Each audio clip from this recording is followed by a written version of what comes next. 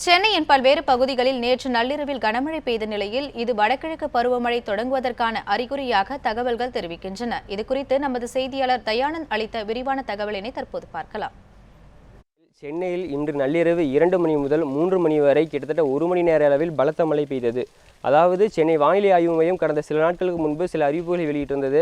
அதில் கியான் புயலானது வலுவிழந்து காற்றழுத்த தாழ்வு பகுதியாக மாறியதாகவும் 30ஆம் தேதியன்று தமிழகம் மற்றும் புதுச்சேரியில் வடகிழக்கு பருவமழை தொடங்கும் எனவும் தெரிவிக்கப்பட்டிருந்தது.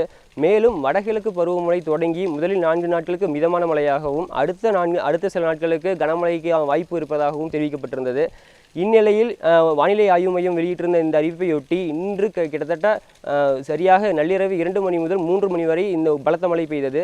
கிட்டத்தட்ட 1 மணி நேர அளவில் பெய்த அந்த மழையால் முக்கியமான சாலைகளில் குளம் போல தண்ணீர் தேங்கி நின்றது காண முடிந்தது.